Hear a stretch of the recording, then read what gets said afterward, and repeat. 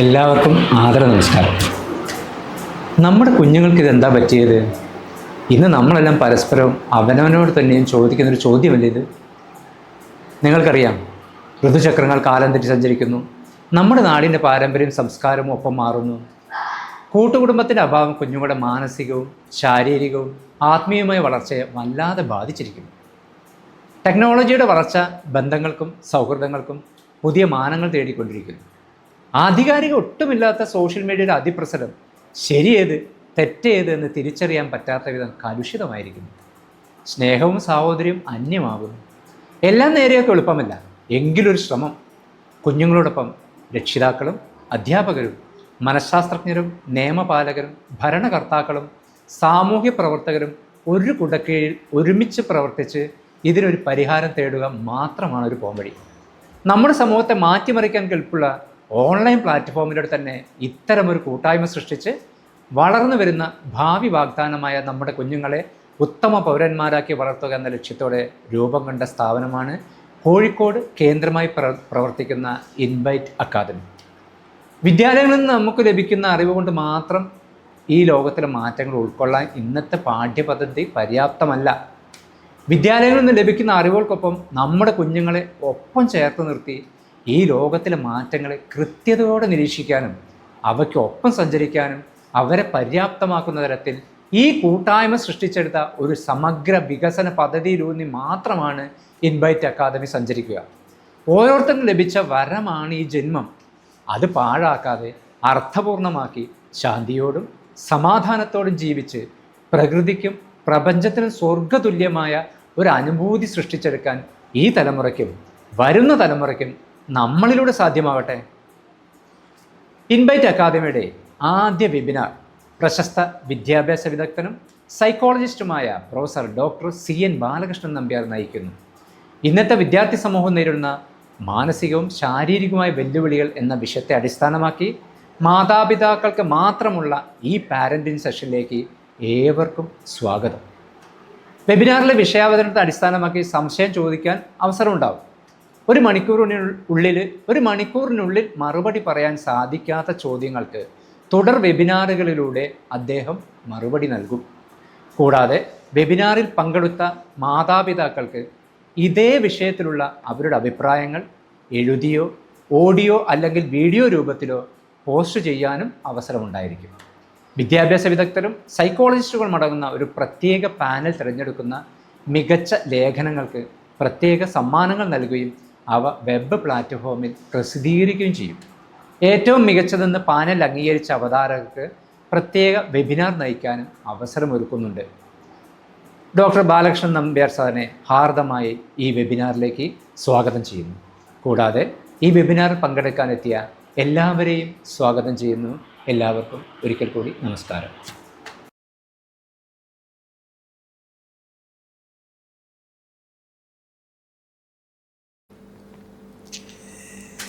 എന്നെ ശ്രവിക്കുന്ന പ്രിയപ്പെട്ട രക്ഷിതാക്കളെ, നാം അനുദിനം കേട്ടുകൊണ്ടിരിക്കുന്ന റിപ്പോർട്ടുകൾ, പ്രത്യേകിച്ചും കുട്ടികളുടെ പെരുമാറ്റ വൈകല്യങ്ങളെക്കുറിച്ചുള്ള റിപ്പോർട്ടുകൾ അത്രയൊന്നും സന്തോഷപ്രദമല്ല എന്ന് എല്ലാവർക്കും അറിയാമല്ലോ. ആ സാഹചര്യത്തിൽ ഇനി പറയുന്ന ഏതാനും വസ്തുതകൾ നമ്മുടെ സത്വര ശ്രദ്ധ അർഹിക്കുന്നതാണ് എന്ന് തോന്നുന്നു.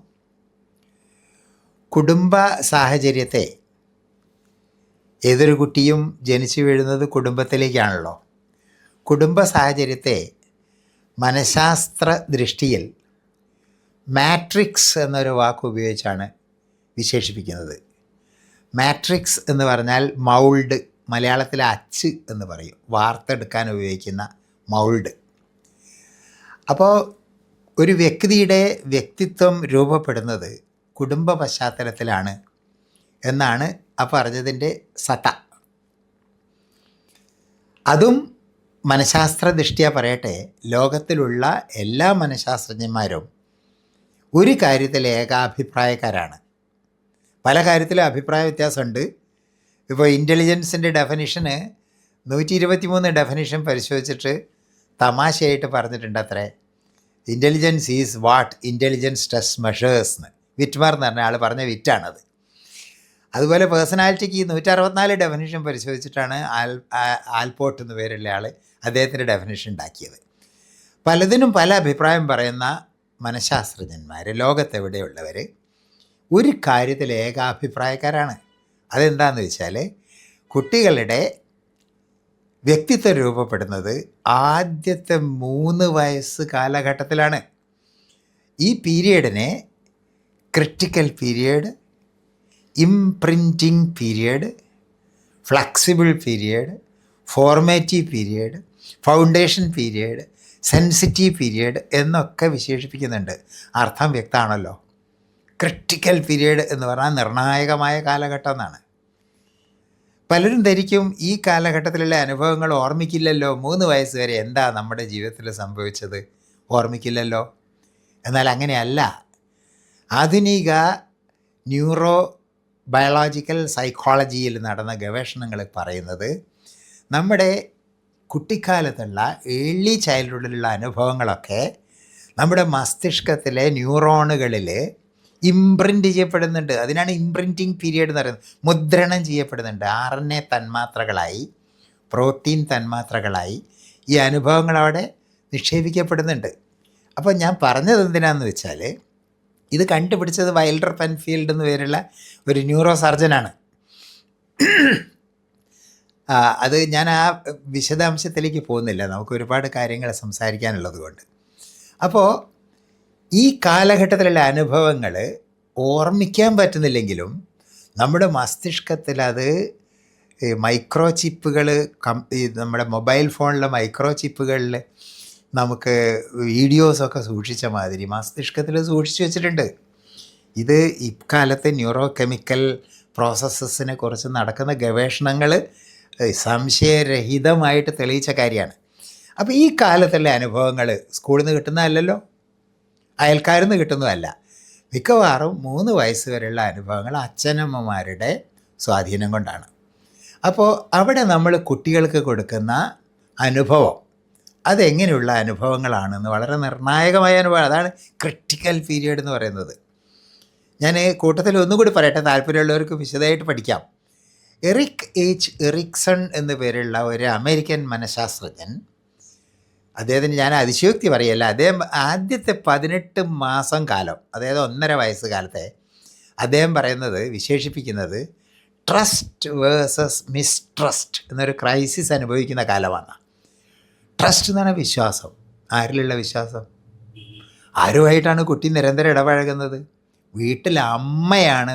പ്രത്യേകിച്ചും ആ പീരിയഡിൽ 1.5 വയസ്സ് വരെ അമ്മയുടെ ചൂടും ചൂരും പറ്റി അമ്മയെ കെട്ടിപ്പിടിച്ചുകൊണ്ട് അമ്മയുടെ ചുറ്റും ഓർബിറ്റ് ചെയ്തുകൊണ്ട് വളരെയാണ് കുട്ടി.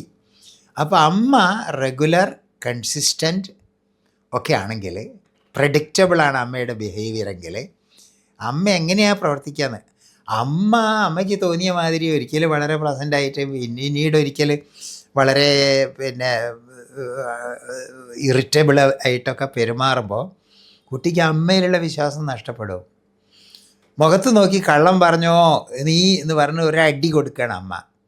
അടുത്ത നിമിഷം അടുത്ത വീട്ടിലുള്ള ആരെങ്കിലും വന്നിട്ട് എന്തെങ്കിലും ഒരു 100 രൂപ കടന്നു തരുമെന്ന് ചോദിക്കുമ്പോൾ, അയ്യോ 1/2 മണിക്കൂർ മുമ്പ് നിങ്ങൾ വന്നിരുന്നെങ്കിൽ ഇവിടെ കാശുണ്ടായിരുന്നല്ലേ, ഇപ്പോഴല്ലേ ആ ഗോവിന്ദൻകുട്ടി വന്നപ്പോൾ ഞാൻ ബില്ലടയ്ക്കാൻ പൈസയൊക്കെ എടുത്ത് കൊടുത്തു പോയില്ലേ എന്ന് നിങ്ങൾ പച്ചക്കള്ളം പറയുന്നത്, കള്ളം പറഞ്ഞതിന് അടി കിട്ടിയ കുട്ടിയാണ് കേൾക്കുന്നത്. എങ്ങനെയാണ് ആ കുട്ടിയിൽ നിങ്ങൾക്ക് ബിഹേവിയർ, സംശുദ്ധമായ പെരുമാറ്റം പ്രതീക്ഷിക്കുക? കുട്ടിയിൽ കോൺഫ്ലിക്റ്റ് ഉണ്ടാക്കുമെന്നാണ് പറയണത്. അത് കുട്ടി ദമനം ചെയ്യും, ഫ്രോയിഡിയൻ ടേമിൽ റിപ്രസ് ചെയ്യും. അത് അവിടെ ഉള്ളിൽ കിടക്കും. ദഹിക്കാത്തത് വിഴുങ്ങിയാൽ അജീർണം പിടിക്കും. ആ അജീർണം മനസ്സിൽ അജീർണമാകുമ്പോൾ കുറച്ചുകൂടി ഗൗരവമാവും. അപ്പോൾ ഞാൻ പറഞ്ഞത്, വീടുകളിൽ നിന്ന് കുട്ടികൾക്ക് കിട്ടുന്ന അനുഭവങ്ങൾ കുട്ടിയോട് തൊടരുത്, എടുക്കരുത്, പിടിക്കരുത്, അങ്ങോട്ട് പോരുത്, ഇങ്ങോട്ട് പോരുത്, കല്ലെടുക്കലേ, കാൽമേൽ വീഴും, വടിയെടുക്കലേ, കണ്ണ് കുത്തും, അങ്ങോട്ട് തിരിയല്ലേ, സൈക്കിൾ കുത്തും, ഇങ്ങോട്ട് ചുമരുമ്പോൾ കയറലേ, കുട്ടികൾക്ക് വളരാനുള്ള അതിന് ഈ ഞാൻ തിയറിയിലേക്കൊന്നും പോകുന്നില്ല, അത് ഒരു സെൽഫ് സ്റ്റാർട്ടർ എന്നാണ് അതിനെക്കുറിച്ച് പറയണത്. കുട്ടികൾക്ക് വളരാനുള്ള ത്വര അവർ പ്രകടമാക്കുകയാണ്. അവർക്ക് കുട്ടികൾ പൂ വിരിയും പോലെ സ്വയമേ വിരിയണം, പൂമ്പാറ്റ പാറി നടക്കും പോലെ പാറി നടക്കണം. എടുക്കല്ലേ പിടിക്കല്ലേ, നെഗറ്റീവ്സ് അല്ലാതെ നമ്മൾ പറയുന്നില്ല. വളരെ പ്രധാനമാണ്. നോക്കൂ, പല ആളുകളും കുട്ടികൾക്ക് ഉപദേശം കൊടുക്കും. ഈ ഉപദേശം കൊടുക്കുന്നയാൾക്ക് നല്ല സുഖവും കിട്ടുന്നയാൾക്ക് അങ്ങേയറ്റത്തോളം അലോസരം ഉണ്ടാക്കുന്നതാണ്. അത് ചെറിയ കുട്ടിയായാലും കൗമാരക്കാരനായാലും ഞാനായാലും ഈ വാർദ്ധക്യത്തിലെത്തിയ ഞാനായാലും ഉപദേശം ഇത്രയും അലോസരം ഉണ്ടാക്കുന്ന വേറൊരു അനുഭവമില്ല. ഉപദേശമല്ല കുട്ടികൾക്ക് വേണ്ടത്, സന്ദേശമാണ് വേണ്ടത്. ഈ പറഞ്ഞതിന് വലിയ വ്യത്യാസമുണ്ട് ഉപദേശവും സന്ദേശവും തമ്മിൽ. നോക്കൂ, ഞാനൊരു ചെറിയ ഉദാഹരണം കൊണ്ട് ഇത് വ്യക്തമാക്കാം. ഒരു കുട്ടിയോട് നമ്മൾ പറയുന്നു, കണ്ട് പഠിക്കടാ. ആൺകുട്ടിയാണെങ്കിൽ കണ്ട് പഠിക്കടാ, പെൺകുട്ടിയാണെങ്കിൽ കണ്ട് പഠിക്കടി എന്ന് പറയും. അപ്പോൾ അതിലുള്ള സന്ദേശം എന്താണ്? നമ്മൾ നല്ല ഉദ്ദേശം വെച്ചായിരിക്കും പറയുന്നത്. ആ അയൽക്കാരൻ്റെ കുട്ടിയോ അല്ലെങ്കിൽ സ്വന്തം ഓഫീസിലുള്ള മറ്റൊരു സഹപ്രവർത്തകയുടെയോ സഹപ്രവർത്തകൻ്റെയോ കുട്ടിയോ അല്ലെങ്കിൽ അമ്മയുടെ അനിയത്തിയുടെയോ അച്ഛൻ്റെ സഹോദരിയുടെയോ കുട്ടിയെ കണ്ട് പഠിക്കാൻ നമ്മൾ പറയുമ്പോൾ ആ കുട്ടി കൈവരിച്ച നേട്ടത്തിനെ പ്രകീർത്തിക്കാനാണ്, അതുപോലെ എൻ്റെ കുട്ടിയോ ആവണം എന്നുള്ള സതുദ്ദേശത്തിലാണ് പറയുന്നത്. കുട്ടിക്ക് കിട്ടുന്ന സന്ദേശം എന്താ?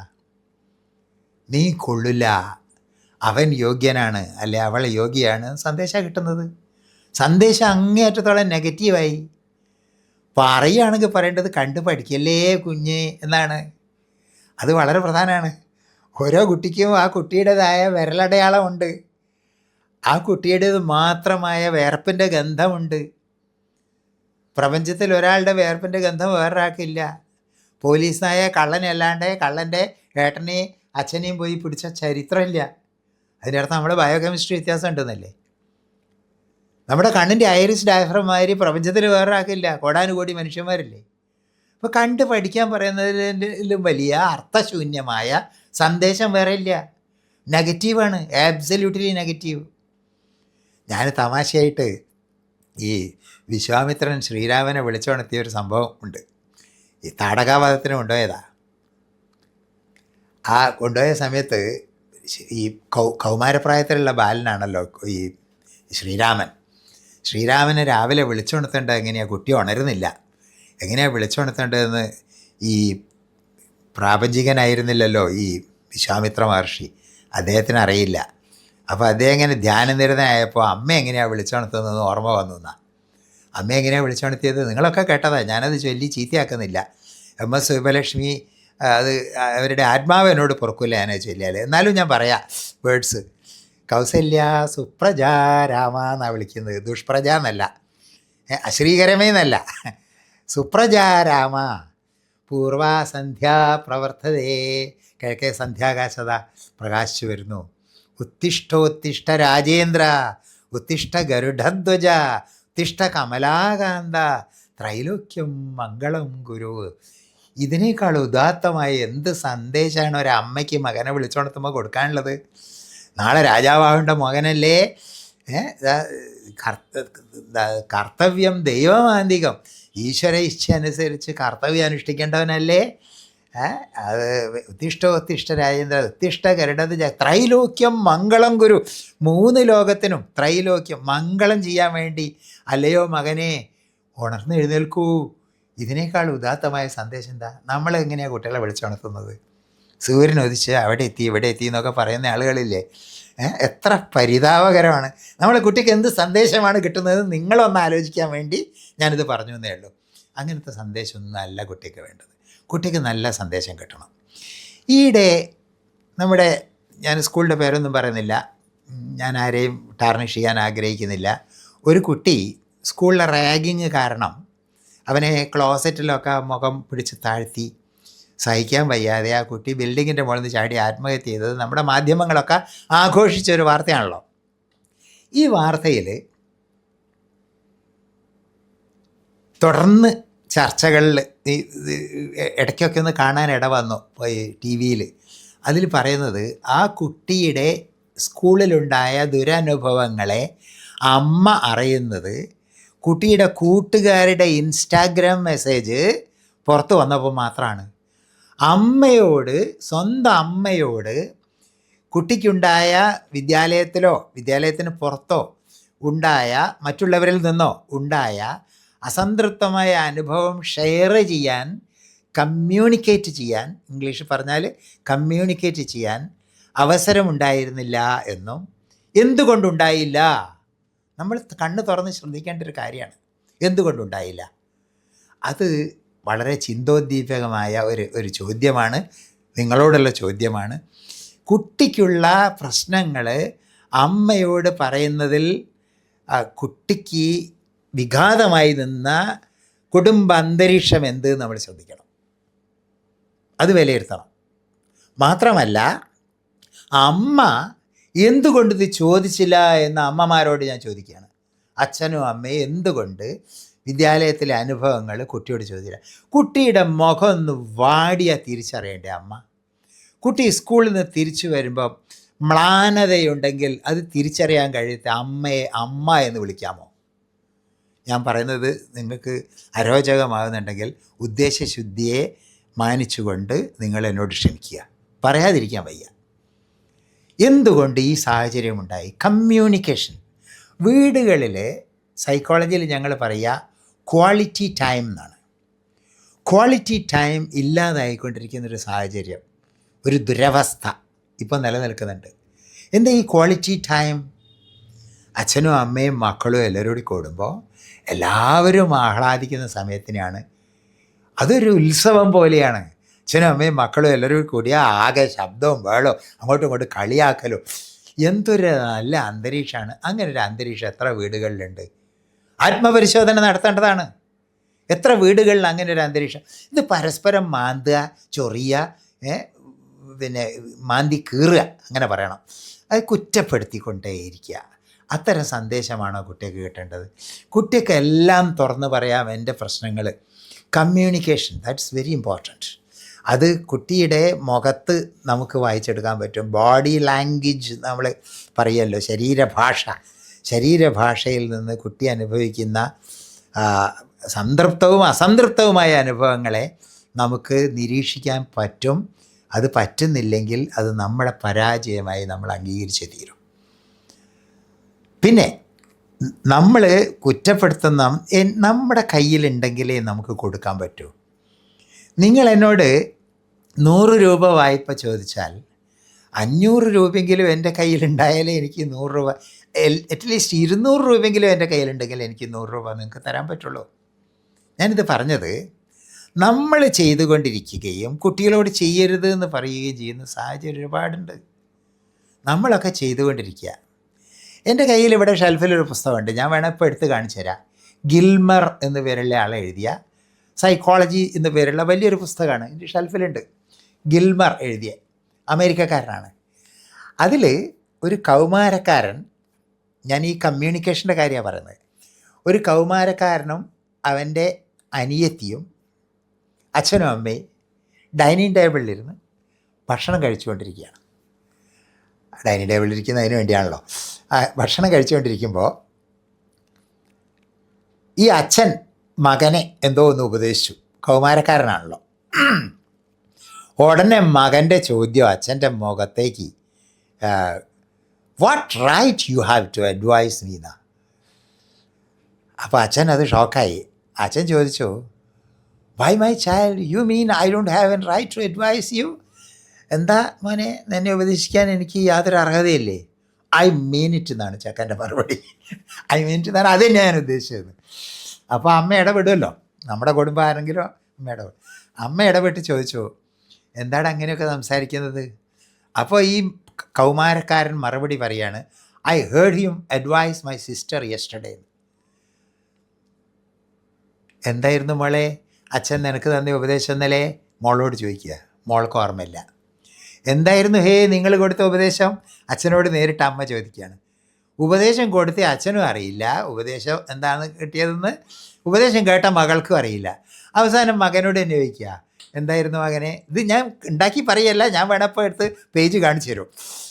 അപ്പോൾ മകൻ പറയുകയാണ്, അച്ഛൻ ഉപദേശിച്ചതോ, മകളെ നീ ക്ലാസ്സിൽ കൂട്ടുകാരോട് പെൻസിലും പേപ്പറും ഒന്നും മോഷ്ടിക്കരുത്, നിനക്ക് പെൻസിലും പേപ്പറും എത്ര വേണമെങ്കിലും you tell me, I have enough of pencils and papers in my office എന്നാണ്. പിടികിട്ടിയോ? എൻ്റെ ഓഫീസിൽ ഇഷ്ടം പോലെ പെൻസിലും പേപ്പറും ഉണ്ട്, ഞാൻ മോഷ്ടിച്ചോളാം, നീ മോഷ്ടിക്കണ്ട എന്ന് മകളെ ഉപദേശിച്ച അച്ഛന് എന്നെ ഉപദേശിക്കാൻ യാതൊരു അർഹതയുമില്ല എന്നാണ് ഈ കൗമാരക്കാരൻ പൊട്ടിത്തെറിച്ചത്. കുട്ടികൾ നമ്മളെക്കാൾ പ്രിയപ്പെട്ടവരെ സൂക്ഷ്മഗ്രാഹ്യം, എസിമിലേഷൻ പവർ എന്ന് ഇംഗ്ലീഷ് പറയും, ഗ്രഹിക്കാനും അത് ഇത് സ്വായക്തമാക്കാനും സാംശീകരിക്കാനും ഒക്കെ കുട്ടികൾക്കുള്ള കഴിവ് അപാരമാണ്. അതുകൊണ്ടാണല്ലോ the most complicated symbolic system ഭാഷ അവർ കൈവശാക്കുന്നത്. നിങ്ങൾ ആസാമിൽ പോയിട്ട് നിങ്ങൾ 5 കൊല്ലം വേണ്ട 10 കൊല്ലം താമസിക്കും, നിങ്ങൾ സംസാരിക്കുന്ന ആസാമീസ് ഭാഷ മലയാളിയുടെ ആക്സൻറ്റിലായിരിക്കും. എന്നാൽ നിങ്ങളുടെ കൂടെയുള്ള കുട്ടി, 1.5 വയസ്സുള്ള കുട്ടി, ആ 10 കൊല്ലം കൊണ്ട് നാറ്റീവ് സ്പീക്കറായ ആസാംകാരൻ സംസാരിക്കുന്ന അതേ ആക്സൻറ്റിൽ സംസാരിക്കും. മിലിറ്ററി ക്യാമ്പുകളിൽ കുട്ടികൾ ഒരുപാട് ഭാഷ സംസാരിക്കുന്നത് ഞാൻ കേട്ടിട്ടുണ്ട്. അപ്പോൾ ഹൈദരാബാദിൽ മിലിറ്ററി ക്യാമ്പിൽ നിന്ന് ഒരു കുട്ടിയെ എനിക്ക് ട്രെയിനിൽ വെച്ച് പരിചയപ്പെടാൻ, മലയാളം പറയുന്നുണ്ട്, തെലുങ്ക് പറയുന്നുണ്ട്, കന്നഡ പറയുന്നുണ്ട്, തമിഴ് പറയുന്നുണ്ട്, ഹിന്ദി. സർദാർജി കയറിയപ്പോൾ ഹിന്ദിയാണ് സംസാരിക്കുന്നത് അവൻ വഴിയിൽ നിന്ന്. അപ്പോൾ ഇങ്ങനെ സംസാരിക്കാൻ കുട്ടിക്ക് കഴിയും. ഭാഷ ഇംഗ്ലീഷ്, അമ്മയോട് അവന് ഇംഗ്ലീഷാണ് പറയുന്നത്, അമ്മയ്ക്ക് മലയാളം അറിയില്ല. അമ്മ ഒരു ഇംഗ്ലീഷുകാരിയുടെ വേഷമൊക്കെയാണ് അമ്മയ്ക്ക്, അമ്മയോട് അവൻ ഇംഗ്ലീഷാണ് പറയുന്നത്. അപ്പോൾ ഈ കോംപ്ലിക്കേറ്റഡ് സിംബോളിക് സിസ്റ്റം എന്നാണ് ഭാഷയെക്കുറിച്ച് പറയുന്നത്. കോംപ്ലക്സ് ആയിട്ടുള്ള ഈ ഭാഷയൊക്കെ കുട്ടികൾ എത്ര പെട്ടെന്നാണ് സംശീകരിക്കുന്നത്. കമ്പ്യൂട്ടർ, എൻ്റെ ഈ ഫോൺ നിങ്ങൾ ഏൽപ്പിച്ചാൽ ഒരുപക്ഷെ ഇതിൻ്റെ ഫങ്ഷൻ നിങ്ങൾ പഠിക്കാൻ സമയമെടുക്കും.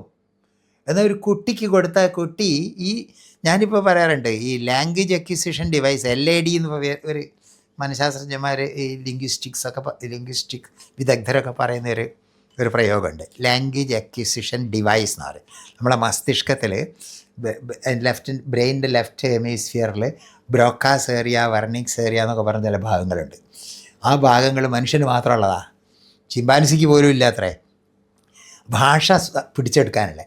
അപ്പോൾ ഞാനിപ്പോൾ എൻ്റേതായ ഒരു പുതിയ പ്രയോഗം, അത് നമ്മളത്ര പോപ്പുലർ ആളല്ലാത്തതുകൊണ്ട് അതായിട്ടില്ല. ഞാൻ CAD എന്നാണ് ഇപ്പോൾ പറയുക, LADക്ക് പകരം CAD എന്ന് പറഞ്ഞാൽ സൈബർ അക്വിസിഷൻ ഡിവൈസ്. കുട്ടികൾക്ക് ജന്മനാ തന്നെ ഇത് പെട്ടെന്ന് LKG വേണ്ട, ഈ പാല് കുടിക്കുന്ന കുട്ടികൾ പോലും ഇത് ഓപ്പറേറ്റ് ചെയ്യാൻ പഠിക്കുകയാണ്. അപ്പോൾ കുട്ടിക്ക് ആ സ്വീകരണക്ഷമത പറയാൻ വേണ്ടിയാണ് ഞാൻ ഈ ഉദാഹരണമൊക്കെ പറയുന്നത്. കുട്ടികൾക്ക് ഇത് എസിമുലേറ്റ് ചെയ്യാനും സ്വീകരിക്കാനും അനുകരിക്കാനും നല്ല മാതൃകകൾ കാണിക്കാൻ നമുക്ക് സാധിക്കുന്നുണ്ടോ? വളരെ പ്രധാനപ്പെട്ട ചോദ്യമാണ്. എൻജിനീയർ സിമൻ്റ് ലോഡ് അടക്കം കൈക്കൂലി വാങ്ങുന്നതും കോൺട്രാക്ടറോട് കൈക്കൂലി വന്നതും കണ്ട് വളരുന്ന കുട്ടി നാളെ ഒരു ഡോക്ടറായാൽ അയാൾ കിഡ്നി മോഷ്ടിക്കും, സർജറി നടത്തണമെങ്കിൽ അയാൾ പൈസ വാങ്ങും. അയാൾ നാളെ എൻജിനീയർ ആയാൽ അയാൾ ഉണ്ടാക്കുന്ന പാലം കൊച്ചിയിൽ ഉണ്ടാക്കി പൊളിച്ച് പണിയേണ്ടി വന്നു. ഞാൻ വ്യക്തമായിട്ടൊന്നും പറയുന്നില്ല, എല്ലാവർക്കും അറിയുന്ന കാര്യമാണ്. പാലം പോലെയുള്ള പാലമാവും. അതുകൊണ്ട് നല്ല മാതൃകകൾ കുട്ടികൾക്ക് കൊടുക്കാൻ നമ്മൾ പരാജയപ്പെടുന്നത് ദുരന്തത്തിലേക്ക് വഴിവെക്കും. അവർക്ക് അശുഭകരമായ ആസക്തികളിലേക്ക്, ഈ മദ്യം മയക്കുമരുന്ന് ആസക്തിയിലേക്ക് വഴിവെക്കുന്നു. ലോകത്തിലെ പല പഠനങ്ങളും തെളിയിച്ചിട്ടുണ്ട്. ഞാൻ പറയുന്നതിന് ആധികാരികത വരുത്താൻ വേണ്ടി പറയട്ടെ. എഡ്വിൻ സദർലാൻഡ് എന്ന് പേരുള്ള ഒരാൾ, അമേരിക്കൻ ക്രിമിനോളജിസ്റ്റാണ്, ലോക പ്രശസ്തനാണ്.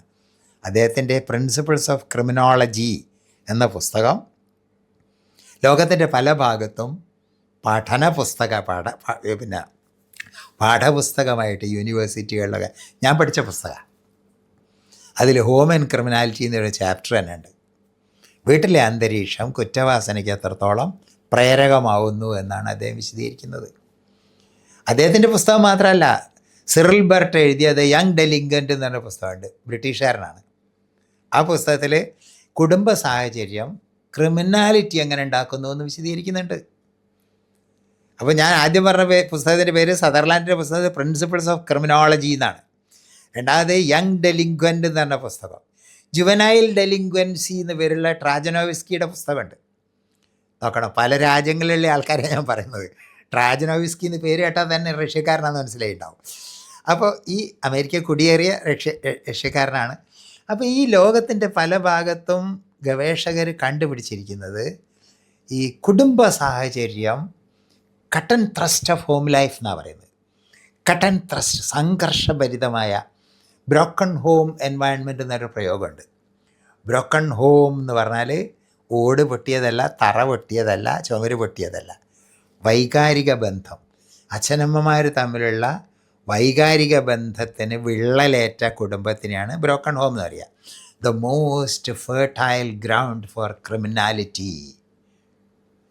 നോട്ട് ഓൺലി ക്രിമിനാലിറ്റി, അതായത് കുറ്റവാസനയ്ക്ക് ഏറ്റവും ഫലഭൂയിഷ്ടമായ മണ്ണാണ് ഈ ബ്രോക്കൺ ഹോം എൻവയൺമെൻ്റ് എന്നത്. ഈ ബാലകൃഷ്ണൻ പേര് ചെറിയ മനുഷ്യൻ, ഞാൻ പറഞ്ഞതല്ല.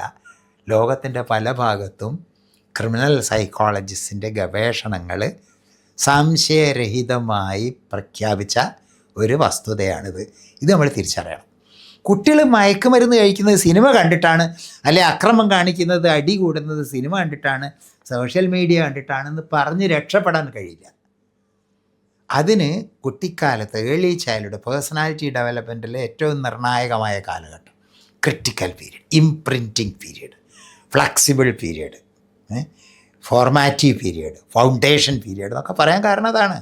ആ പീരീഡിൽ കുട്ടികൾക്ക് നല്ല സന്ദേശം കിട്ടും, നല്ല ബന്ധങ്ങൾ കെട്ട് വളരണം. കുട്ടികൾ പ്രോത്സാഹനജനകമായ ഒരന്തരീക്ഷത്തിൽ കുട്ടികൾ വളർന്നു വരണം. അതിന് പകരം ഈ നെഗറ്റീവ്സ്, ഓടല്ലേ എന്ന് പറയേണ്ടതിന് ഒരു വീഴാതെ നോക്കണേ എന്ന് പറഞ്ഞൂടെ, അപ്പോൾ പോസിറ്റീവായില്ലേ? പറയുന്നത് സെയിം അല്ലേ? ഓടല്ലേ മോനെ, അല്ലെ കത്തി എടുക്കല്ലേ മോനെ എന്ന് പറയേണ്ടതിന് പകരം കത്തി വളരെ മൂർച്ചയുള്ളതാണ്, കൈ മുറിയാൻ സാധ്യതയുണ്ട്, നോക്കണേ എന്ന് പറഞ്ഞൂടെ? അത് പറയുന്ന രീതി നമ്മൾ ഈ പെട്ടെന്ന് നെഗറ്റീവ്സാണ് നമുക്ക് വരിക.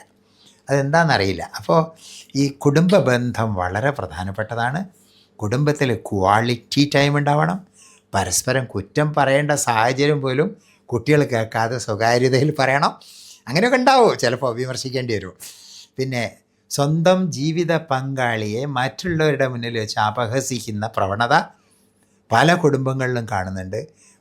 ആരെങ്കിലും വിരുന്നുകാർ വരുമ്പോഴാണ് ഇവളങ്ങനെയാണ്, അല്ലേ ഇവിടെ സഹിച്ചൂടാ എനിക്ക് തുടങ്ങിയുള്ള കമൻറ്റുകൾ, അതൊക്കെ വല്ലാതെ ദോഷം ചെയ്യും. നമ്മൾ തിരിച്ചറിയണം.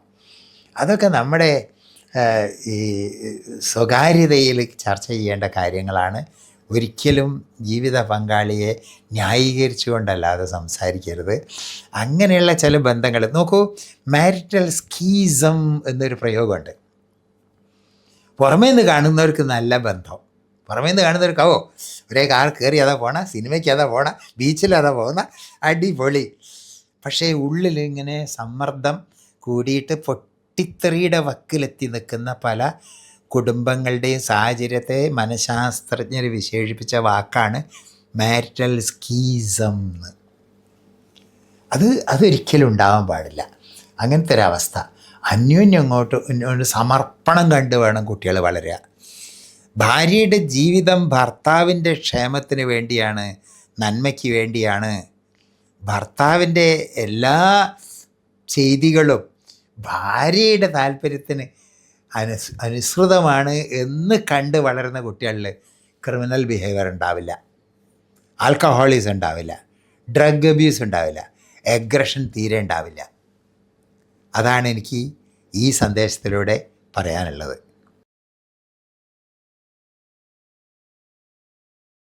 നമ്മുടെ കുട്ടികളുടെ ഹോളിസ്റ്റിക് ഡെവലപ്മെൻറ്റ് എന്ന് വെച്ചാൽ കുട്ടികളുടെ വ്യക്തിത്വത്തിലെ സമസ്ത മണ്ഡലങ്ങളിലെയും വികാസം ലക്ഷ്യം വെച്ചുകൊണ്ട്, അത് പേഴ്സണാലിറ്റി ഡെവലപ്മെൻറ്റ്, ക്യാരക്ടർ ഡെവലപ്മെൻറ്റ്, പിന്നെ കുട്ടികളുടെ വിദ്യാഭ്യാസപരമായ ഈ മുന്നേറ്റം, വൈകാരിക ക്ഷമത, ഇമോഷണൽ ഡെവലപ്മെൻറ്റ്, EQ ഡെവലപ്മെൻറ്റ് എന്ന് പറയും, ഇമോഷണൽ കോഷ്യൻ്റ് ഡെവലപ്പ് ചെയ്യൽ. അതില്ലാത്തതിൻ്റെ പേരിലാണ് എല്ലാ പ്രശ്നവും ഉണ്ടാകുന്നത്. സ്വയം നിയന്ത്രിക്കാനുള്ള കഴിവ്, മറ്റുള്ളവരുടെ വികാരങ്ങൾ ഉൾക്കൊള്ളാനുള്ള കഴിവ്, ഒരുപാട് ഘടകങ്ങളുണ്ട്. അതിനെപ്പറ്റി തന്നെ വേണം നമുക്കൊരു ക്ലാസ് ഇമോഷണൽ ഡെവലപ്മെൻറ്റിനെ കുറിച്ച് എടുക്കാം. പിന്നെ അങ്ങനെ ഒരുപാട് കാര്യങ്ങൾ, ഇതെല്ലാം നമുക്ക് ലക്ഷ്യം വെച്ചുകൊണ്ട് ഒരു പാക്കേജാണ് ഈ ഇൻബൈറ്റ് അക്കാഡമി. അത് പലരും കേട്ടിട്ടുണ്ടാവില്ല.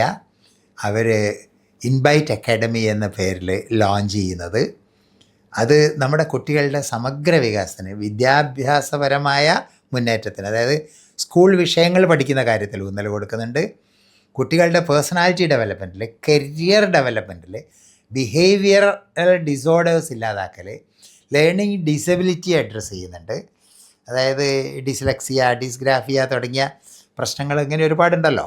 ഇങ്ങനെ സമഗ്രമായ വിദ്യാഭ്യാസ സംബന്ധമായ എല്ലാ പ്രശ്നങ്ങളെയും സവിസ്തരം പഠിച്ചുകൊണ്ട് അതിനൊക്കെ ഇതുപോലെ ഓൺലൈൻ സെഷനിലൂടെ രക്ഷിതാക്കളുമായിട്ട് ഇൻട്രാക്ട് ചെയ്യാനും ടീച്ചേഴ്സുമായിട്ട് ഇൻട്രാക്ട് ചെയ്യാനും കുട്ടികൾ പരസ്പരം ഇൻട്രാക്ട് ചെയ്യാനും ഒക്കെയുള്ള വേദി ഒരുക്കിക്കൊണ്ടുള്ള ഒരു സംരംഭമാണ് ഇൻബൈറ്റ് അക്കാഡമി ഓഫർ ചെയ്യുന്നത്.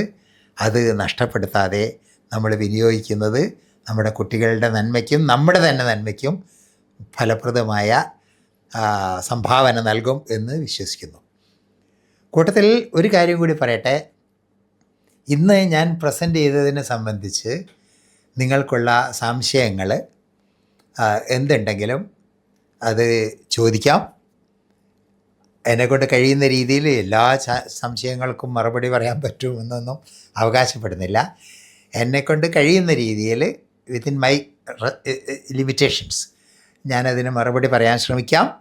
മാത്രമല്ല, തുടർന്നുള്ള സെഷനുകളിലും ഇത്തരം സംവാദങ്ങളിൽ എൻ്റേതായ പങ്കാളിത്തം ആരോഗ്യമുള്ളിടത്തോളം കാലം ഉണ്ടാവും എന്നും കൂടി ഉറപ്പ് പറയട്ടെ. നമുക്ക് ഒരുപാട് കാര്യം ഇതുമായിട്ട് ബന്ധപ്പെട്ട് ചർച്ച ചെയ്യാനുണ്ട്. സമയപരിമിതി മൂലം നമ്മളിവിടെ നിർത്താൻ നിർബന്ധിതരാണ്. സാരൻ നേരത്തെ സ്പീച്ചിൽ പറഞ്ഞിരുന്നു ഈ ക്വാളിറ്റി ടൈം വീട്ടിൽ സ്പെൻഡ് ചെയ്യണം എന്നുള്ളത്. ഇപ്പം പലപ്പോഴും പല കുടുംബങ്ങളും നമ്മളിപ്പോൾ ബ്രോക്കണാണ്. ഇപ്പോൾ സാറ് പറഞ്ഞതനുസരിച്ച് നോക്കുമ്പോൾ പലയിടത്തും ബ്രോക്കണാണ്. ഈ ബ്രോക്കണായ ഫാമിലിയിൽ നിന്ന് പെട്ടെന്ന് നമുക്ക് ഒരു സൊല്യൂഷനിലേക്ക് എത്തണമെന്നുണ്ടെങ്കിൽ ഇപ്പോൾ ഡിസ്റ്റോർട്ടഡ് ആയിട്ട് കിടക്കുന്ന പല എൻവയറമെൻറ്റും ഉണ്ട് നമ്മുടെ വീട്ടിലുള്ളത്. അതിനെ നമുക്ക് കൂട്ടിച്ചേർത്ത് കൊണ്ടുവരാൻ പറ്റിയ ഒരു സൊല്യൂഷൻ അതെന്താണ്? ഇപ്പോൾ കാരണം ഇത് പെട്ടെന്ന് നമുക്ക് കുട്ടികളെ കൊണ്ടുവന്നിട്ട് ഇപ്പം ഇതുവരെ പോയിരിക്കുന്ന നമ്മുടെ ഒരു ആറ്റിറ്റ്യൂഡ് സഡൻലി നമ്മളൊരാൾ ചേഞ്ച് ചെയ്യുന്ന സമയത്ത് അത് കുട്ടികൾ അക്സെപ്റ്റ് ചെയ്യും. ഇവിടെ എളുപ്പമല്ല, ഒന്നും എളുപ്പമല്ലല്ലോ. ഒരു ബിൽഡിംഗ് ഉണ്ടാക്കുക എന്ന അത്ര എളുപ്പമല്ല. ബിൽഡിംഗ് ഡിമോളിഷ് ചെയ്യാൻ എളുപ്പമാണ്. അതുപോലെ തന്നെയാണ് ഈ നമ്മുടെ ഈ റിലേഷൻഷിപ്പ് ബിൽഡപ്പ് ചെയ്യുക എന്നുള്ളത് വലിയ ചാലഞ്ചാണ്. അവിടെ നമ്മൾ ചെയ്യേണ്ടത് എന്താണെന്ന് വെച്ചാൽ അതിനുള്ള വേദി ഉണ്ടാക്കുക. കുടുംബ സാഹചര്യത്തിൽ നിന്ന് ഇപ്പോൾ കുടുംബത്തിലെല്ലാവരും കൂടി ആദ്യമേ പ്ലാൻ ചെയ്യുക, നമുക്കിങ്ങനെ ഒരു ട്രിപ്പ് പോവുക, ഏതെങ്കിലും ഒരു ട്രിപ്പ്. അത് ദീർഘദൂരമൊന്നും വേണമെന്നില്ല, ഒരു ബീച്ചിലേക്കോ. നമ്മുടെ ഉദ്ദേശം എന്താണെന്ന് വെച്ചാൽ നമുക്കിങ്ങനെ കൂടിയിരിക്കുക, എന്നിട്ട് നമ്മൾ തമ്മിലുള്ള കമ്മ്യൂണിക്കേഷൻ മെച്ചപ്പെടുത്താനാണ്. എന്തൊക്കെയാണ് പരസ്പരം, അത് അങ്ങോട്ടും ഇങ്ങോട്ടും കുറ്റപ്പെടുത്താനല്ല, അങ്ങോട്ടും ഇങ്ങോട്ടും നമ്മുടെ തമ്മിലുള്ള കമ്മ്യൂണിക്കേഷൻ, ആശയവിനിമയം ഇവിടെ മെച്ചപ്പെടുത്താനാണ് എന്ന് ധ്വനിപ്പിച്ചുകൊണ്ട്, അങ്ങനെ മുഖാമുഖം അങ്ങനെ നേരിട്ട് പറഞ്ഞോളന്നില്ല, ഈ ഉദ്ദേശശുദ്ധി വ്യക്തമാക്കിക്കൊണ്ട് നമുക്ക് ഒരു കഴിയുമെങ്കിൽ 1-2 ദിവസം എവിടെയെങ്കിലുമൊക്കെ ഏതെങ്കിലും റിസോർട്ടുകളിലൊക്കെ പോയി താമസിക്കാൻ സാമ്പത്തിക ശേഷി അനുവദിക്കുമെങ്കിൽ അങ്ങനെയൊക്കെ പോയി കമ്മ്യൂണിക്കേഷൻ ഒന്ന് ബിൽഡപ്പ് ചെയ്യുക. ഇപ്പോൾ എന്താ സംഭവിക്കുന്നതെന്ന് വെച്ചാൽ അച്ഛൻ്റെ മൊബൈലുമായിട്ട് ഒരു സൈഡിലിരിക്കും, അമ്മയുടെ മൊബൈലായിട്ട് വേറെ സൈഡിലിരിക്കും, കുട്ടികൾ വേറെ ഒരു റൂമിൽ അവരുടെ ഇഷ്ടമുള്ള ലോകത്ത് അവർ കഴിയും. അപ്പോൾ കമ്മ്യൂണിക്കേഷന് വീടുകളിലെ സാഹചര്യങ്ങളിൽ തന്നെ പ്രതിബന്ധമുണ്ടാകുന്ന ഒരു സാഹചര്യം ഇപ്പോൾ ഉണ്ട്. അത് മാറ്റിയെടുക്കുക എന്നുള്ളതാണ്. അത് നമ്മൾ വിചാരിച്ചാൽ മാറ്റാം. അത് നാളെ മുതൽക്ക് നീ മൊബൈൽ ഉപയോഗിക്കരുത് എന്ന് പറഞ്ഞാൽ മാറ്റാൻ കഴിയില്ല. അത് മാറ്റാൻ പറ്റില്ല. നമ്മൾ ആദ്യം മാതൃക കാണിക്കുക, എന്നിട്ട് വീട്ടിൽ എല്ലാവരോടും അത് വീട്ടിൽ നമ്മൾ ചിലവഴിക്കുന്ന ആ സമയം അത് ക്വാളിറ്റി ടൈമാണ് എന്ന് ഓരോരുത്തരും തീരുമാനിക്കുക. ആദ്യം തീരുമാനിക്കേണ്ട അച്ഛനമ്മമാർ തന്നെയാണ്.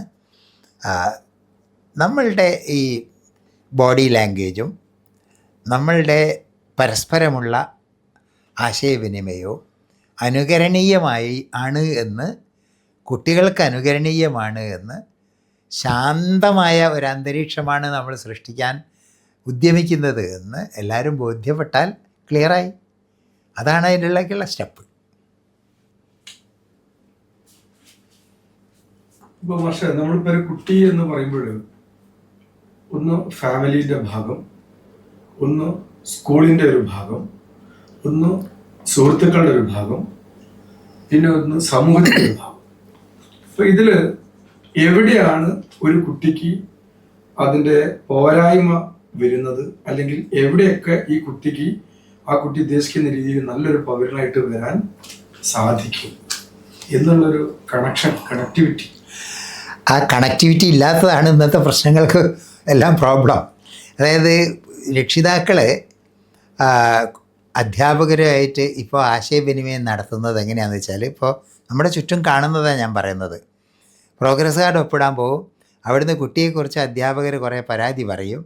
അത് കുട്ടിയോട് ഒരു ഗ്രഡ്ജോട് കൂടി എന്നെ വിളിച്ച് അപമാനിച്ചിട്ട് എന്നോട് കൗൺസിലിങ്ങിന് വന്ന അമ്മമാർ പറഞ്ഞിട്ട് നാണക്കേടായി, സ്കൂളിലേക്ക് പോകാൻ നാണക്കേടാന്ന് പറഞ്ഞിട്ടുണ്ട്. ആ നാണക്കേട് ഉണ്ടാക്കുന്ന രീതിയിൽ അധ്യാപകർ പെരുമാറുക, നാണക്കേട് കുട്ടിക്ക് കൂടുതൽ ഉണ്ടാക്കുന്ന അഗ്രവേറ്റ് ചെയ്യുന്ന രീതിയിൽ പിന്നെ അത് ആ പ്രതികരണം അമ്മയുടെ അച്ഛൻ്റെയും ഭാഗത്തു നിന്നുണ്ടാവുക. പ്രോഗ്രസ് കാർഡ് ഒപ്പിടാൻ കൊണ്ടുവരുന്ന കുട്ടിയെ നമ്മൾ എന്തായിരുന്നാലും കുട്ടിക്ക് അർഹത ഉള്ളത് കുട്ടിക്ക് കിട്ടുമല്ലോ.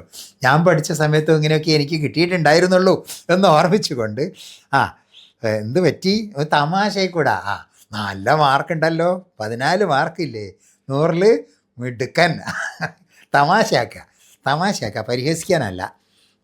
നമുക്ക് പരിഹരിക്കണം, ഇത് എന്താ പറ്റിയതെന്ന് എന്നെക്കൊണ്ട് കഴിയുന്ന മാതിരി ഞാൻ ഹെൽപ്പ് ചെയ്യുക എന്ന രീതി പ്രതികരിച്ചൂടെ? അങ്ങനെ കമ്മ്യൂണിക്കേഷൻ, അധ്യാപകർ തമ്മിലുള്ള കമ്മ്യൂണിക്കേഷൻ, പരസ്പരമുള്ള കമ്മ്യൂണിക്കേഷൻ, അത് പ്രശ്നമാണ്. അധ്യാപകർ പരസ്പരം കുറ്റപ്പെടുത്തുന്ന സ്കൂളുകളുണ്ട്, അത് വലിയ ദോഷം ചെയ്യും കുട്ടിക്ക്. പിന്നെ ഹെഡ് മാഷെ കുറ്റം പറയുന്ന സഹാധ്യാപകരുള്ള സ്കൂളുകളുണ്ട്, വളരെ ദോഷം ചെയ്യും. പിന്നെ കമ്മ്യൂണിക്കേഷൻ, അധ്യാപകരും രക്ഷിതാക്കളും തമ്മിലുള്ള കമ്മ്യൂണിക്കേഷൻ, കുട്ടികളും രക്ഷിതാക്കളും തമ്മിലുള്ള കമ്മ്യൂണിക്കേഷൻ, അത് വളരെ പ്രധാനമാണ്. അത് നന്നാക്കുക. അപ്പോഴേ നമുക്ക് കാര്യം മനസ്സിലാവുള്ളൂ, എന്താണ് പ്രശ്നം. കുട്ടിക്ക് ഈ സ്കൂളിൽ നിന്ന് ഇന്ന അനുഭവം ഉണ്ടായി, അല്ലെ കൂട്ടുകാരിൽ നിന്ന് ഇന്ന അനുഭവം ഉണ്ടായി എന്നുള്ള അത് കമ്മ്യൂണിക്കേഷൻ നന്നാക്കിയാലേ നമുക്ക് ഉണ്ടാക്കാൻ പറ്റും. അത് തുറന്ന് പറയാനുള്ള ഒരു ക്ഷമ, കേൾക്കാനുള്ള ക്ഷമ. ഞാൻ എപ്പോഴും തമാശ പറയുന്നൊരു കാര്യം കൂട്ടത്ത് പറഞ്ഞുകൊള്ളട്ടെ. നമ്മുടെ സൃഷ്ടിയിൽ ഈശ്വരൻ 2 ചെവിയാണ് പുറമെ ഫിറ്റ് ചെയ്തിരിക്കുന്നത്, 2 കണ്ണ് അതും പുറത്ത് തന്നെയാണ് ഫിറ്റ് ചെയ്തിരിക്കുന്നത്, മൂക്കിന് 2 ദ്വാരം അതും പുറത്ത് തന്നെയാണ്. പക്ഷേ നാവ് ഒന്നേ ഉള്ളൂ, അത് അങ്ങേ തലയ്ക്കലാണ് ഫിറ്റ് ചെയ്തിരിക്കുന്നത് ഉള്ളിൽ. അതിനൊരു പ്രൊട്ടക്ഷനായിട്ട് 2 വരി പല്ലും ചുണ്ടും വെച്ചിട്ടുണ്ട്.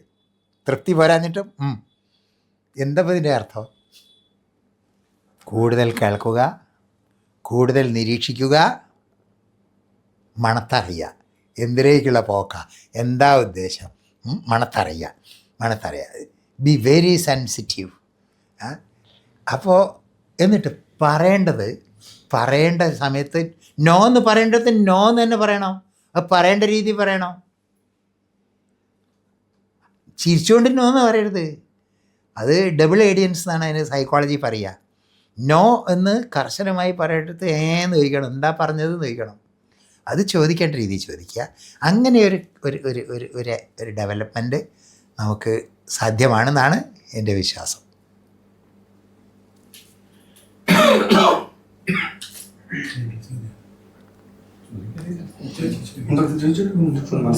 എനിക്കൊരു ചെറിയൊരു ചോദ്യം ചോദിക്കാനുള്ളത്, ഇത് നമുക്കറിയാം, പിന്നെ കുട്ടികൾ പലപ്പോഴും ഈ വിദ്യാഭ്യാസത്തിന്റെ കാര്യത്തിൽ കുട്ടികൾ സ്വയം പഠിക്കുന്ന രീതിയിൽ അല്ലെങ്കിൽ ക്ലാസ്സിൽ പോയിട്ട് പഠിക്കുന്ന രീതിയിൽ, പക്ഷെ പലപ്പോഴും നമ്മുടെ പേരൻസ് ആണ് അവർ ഇൻജെക്ട് ചെയ്യുന്നത്. അവരുടെ ഇടയിൽ ഒരു ആശാവഹമല്ലാത്ത ഒരു കോമ്പറ്റീഷൻ അവർ ക്രിയേറ്റ് ചെയ്യുന്നുണ്ട്. ഇത് കുട്ടികളെ പ്രത്യേകിച്ച് ഇപ്പോഴത്തെ കാലത്ത്, കാരണം എത്ര സാമ്പത്തികം ഇല്ലാത്ത ആളുകൾ അച്ഛനമ്മമാരായിട്ടുണ്ടെങ്കിലും ഈ കുട്ടികളുടെ കാര്യത്തിൽ അവര് നമ്മുടെ അച്ഛനമ്മമാരുടെ യാതൊരുവിധ ബുദ്ധിമുട്ടുകളും കാര്യങ്ങളും ഒരിക്കലും കുട്ടികളെ അറിയിക്കാൻ താല്പര്യപ്പെടുന്നില്ല. കാരണം ഞാൻ അനുഭവിച്ച ആ വിഷമതകൾ കുട്ടികളെ അറിയിക്കേണ്ട എന്നുള്ളൊരു താല്പര്യമാണ് പല രക്ഷകരും കാണിക്കുന്നത്. പക്ഷെ ഈ ഒരു നടപടി ശരിക്ക് നല്ലതിനാണോ? കുട്ടികൾ ശരിക്കും നമ്മുടെ എല്ലാ ബുദ്ധിമുട്ടുകളും കാര്യങ്ങളും അറിഞ്ഞു വന്നാലല്ലേ അവന് അച്ഛനമ്മമാര് തന്നെ എന്താണ് എങ്ങനെയാണ് തന്നെ പഠിപ്പിക്കുന്നത്, അത് അവനൊരു ഡയറക്ഷൻ നല്ല കാര്യമല്ലേ. അതേപോലെ തന്നെ വിദ്യാഭ്യാസത്തിന്റെ കാര്യത്തില് മറ്റുള്ള കുട്ടികളെ താരതമ്യം വെച്ചാല് നല്ല ഈ ഏറ്റവും കൂടുതൽ മുന്നോട്ട് പോകണം, ഈ ആവണം, ഒന്നാമൻ എന്നുള്ളതാണ് ഈ കുട്ടിയെ സ്ട്രെസ് ചെയ്യുന്നത്. ഇത് ശരിക്കുള്ള അവനെ വിദ്യാഭ്യാസത്തിന്റെ പുരോഗതിയിലേക്കാണോ നയിക്കുക അല്ലെങ്കിൽ താഴോട്ടാണോ നയിക്കുക? അപ്പൊ ഏത് രീതിയിൽ നമ്മളെ പോലുള്ള ആളുകൾ ഈ കുട്ടികളുടെ അടുത്തുള്ള സമീപനം ഏത് രീതിയിലേക്ക് മാറ്റണം എന്ന മാഷ അഭിപ്രായം? വളരെ പ്രസക്തമായ ഒരു ചോദ്യമാണിത്. ഞാനിതിന് മറുപടി പറയാൻ ഒരു സെൻറ്റൻസ് കോട്ട് ചെയ്യാണ്. ജോൺസൺ എന്ന പേരുള്ള ആളെഴുതിയ വിദ്യാഭ്യാസ മനഃശാസ്ത്രത്തിൻ്റെ വലിയൊരു പുസ്തകമുണ്ട്, ഫോറിൻ ഓതറാണ്. ആ പുസ്തകത്തിൽ അദ്ദേഹം പറയുന്നുണ്ട്, if all the problems in education could be reduced to one single word, it is nothing other than parental over intelligence എന്നാണ് ആ സെൻറ്റൻസ്. ഞാൻ ബൈ ഹാർട്ട് പഠിച്ചതാണ്. വിദ്യാഭ്യാസ സംബന്ധമായ കുട്ടികളുടെ അച്ചീവ്മെൻറ്റ് സംബന്ധമായ അക്കാഡമിക് അച്ചീവ്മെൻറ്റ് സംബന്ധമായ എല്ലാ പ്രശ്നങ്ങളെയും ഒന്നിലേക്ക് ചുരുക്കാമെങ്കിൽ അത് പാരൻ്റൽ ഓവർ ഇൻ്റലിജൻസ്, അമിതമായ എന്താ പറയുക ഇൻവോൾവ്മെൻറ്റ്, അമിതമായ പാരൻ്റൽ. നോക്കൂ, SSLC പരീക്ഷ കഴിഞ്ഞ് പുറത്തിറങ്ങുന്ന കുട്ടികളെ ഇത് മോഡൽ പരീക്ഷ കഴിഞ്ഞ് ഈയിടെ പത്രത്തിൽ വന്നതാണ്. തിരുവനന്തപുരത്ത് സ്കൂളിൽ അമ്മമാർ കാത്തിരിക്കുക, മോഡൽ പരീക്ഷ കഴിഞ്ഞ് കുട്ടികൾ പുറത്തിറങ്ങുമ്പോൾ അതങ്ങനെ എഴുതി നോക്കൊക്കെ ആ സ്കൂളിൻ്റെ മുറ്റത്തുള്ള മരത്തിൻ്റെ ചുവടെ കാത്തിരിക്കുകയാണ്. നമ്മളൊക്കെ പഠിക്കുന്ന കാലത്ത് എങ്ങനെ ഉണ്ടായിരുന്നോ? ഇതാണ് കുട്ടികൾക്ക് പരീക്ഷയെ ഭയം ഉണ്ടാക്കുന്നത്. സംശയമുണ്ടോ? അപ്പോൾ ഇത് ഞാൻ ഇന്ന് വായിച്ച പണ്ട് പഠിച്ചൊരു കവിത ഇന്ന് ഓർമ്മിക്കാനിടയെന്ന്. ഈ റാൽഫ് വാൽഡോ എമേഴ്സൺ എഴുതിയ കവിതയാണ്, the mountain and the squirrel എന്നാണ്. മൗണ്ടൻ പറയുകയാണ്, ഞാനെന്താ വലിപ്പം എന്നറിയോ, എൻ്റെ മേലെ കാടുകളല്ലേ ഞാൻ ചുമക്കുന്നത് ഒക്കെ പറയുമ്പോൾ അവസാനം സ്ക്വിറൽ പറയുന്നുണ്ട്, നിങ്ങൾ വലിയ ആളായിരിക്കും, പക്ഷേ ഒരു നട്ട് ക്രാക്ക് ചെയ്യാൻ നിങ്ങളെ കൊണ്ട് പറ്റുമോ? എന്നെക്കൊണ്ട് ഏത് ഹാർഡ് നട്ടും ക്രാക്ക് ചെയ്യാൻ പറ്റും, കടിച്ചു മുറിക്കാൻ പറ്റുന്നു. ഞാനിത് പറഞ്ഞത് ഈ താരതമ്യം കൊണ്ട് ചെയ്യുന്ന ദോഷം കൊണ്ടാണ്. ഓരോ കുട്ടിക്കും ഈശ്വരന് ഓരോ കഴിവാണ് കൊടുത്തത്.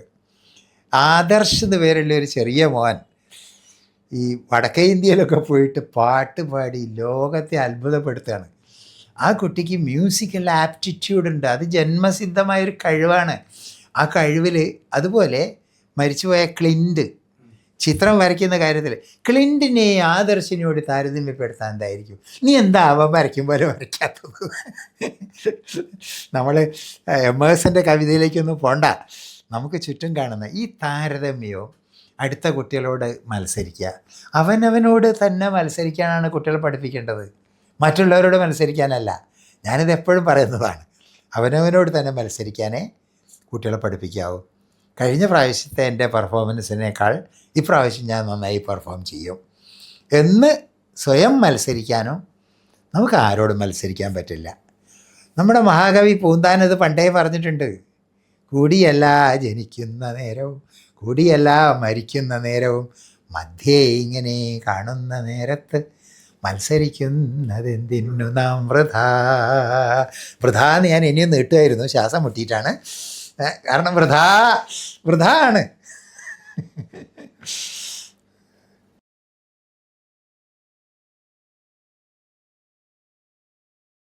Thank you sir.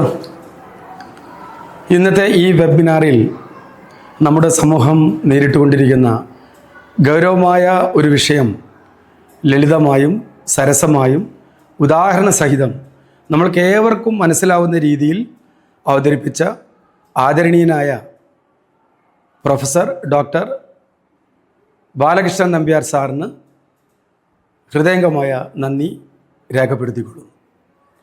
ഇന്ന് ഈ വെബിനാറിൽ പങ്കെടുത്ത എല്ലാ മാതാപിതാക്കൾക്കും ഞങ്ങൾ പ്രത്യേകം നന്ദി രേഖപ്പെടുത്തുന്നതോടൊപ്പം ഇനിയും ഭാവിയിൽ വരാനിരിക്കുന്ന ഇൻവൈറ്റ് അക്കാഡമിയുടെ പരിപാടികളിൽ നിങ്ങളുടെ സജീവ സാന്നിധ്യം ഉറപ്പുവരുത്തണമെന്ന് അഭ്യർത്ഥിക്കുന്നു. നിങ്ങൾക്കുള്ളിലും ആശങ്കകളും ആശയങ്ങളും ഉണ്ട് എന്ന് ഞങ്ങൾ മനസ്സിലാക്കുന്നു. നിങ്ങളുടെ അത്തരത്തിലുള്ള വിലയേറിയ ആശയങ്ങളും നിങ്ങളുടെ ആശങ്കകളും നമ്മളുടെ കുഞ്ഞുങ്ങളെ ഏതൊക്കെ രീതിയിൽ മാറ്റിയെടുത്ത് നന്നാക്കാൻ പറ്റും എന്നുള്ള ഉദ്ദേശത്തിൽ ഇൻവൈറ്റ് അക്കാഡമി നടത്തുന്ന ഈ സംരംഭത്തിൽ നിങ്ങൾ ഓരോരുത്തരും പങ്കാളികളാകണമെന്ന് വിനീതമായി അഭ്യർത്ഥിക്കുന്നു. ഞങ്ങൾ നടത്താൻ ഉദ്ദേശിക്കുന്ന എസ്സേ കോമ്പറ്റീഷനിൽ നിങ്ങളുടെ ആശയങ്ങളെല്ലാം പങ്കുവയ്ക്കണമെന്നും അതിൽ തിരഞ്ഞെടുക്കപ്പെടുന്ന വ്യക്തികൾക്ക് ഞങ്ങൾ സമ്മാനങ്ങൾ നൽകുന്നതാണെന്നും ഇതിനാൽ അറിയിച്ചുകൊള്ളും. ഞങ്ങളുടെ വെബ്സൈറ്റിൽ ഇതിൻ്റെ വിശദവിവരങ്ങൾ അടങ്ങിയിട്ടുണ്ട്. അതിലെ നമ്പറുമായി നിങ്ങൾക്ക് ബന്ധപ്പെടാവുന്നതാണ്. ഭാവിയിലും നിങ്ങളുടെ എല്ലാവിധ സഹകരണങ്ങളും പ്രതീക്ഷിച്ചുകൊണ്ട് എല്ലാവർക്കും ഒരിക്കൽ കൂടി നന്ദി പ്രകാശിപ്പിച്ചുകൊണ്ട് നിർത്തുന്നു. നന്ദി, നമസ്കാരം.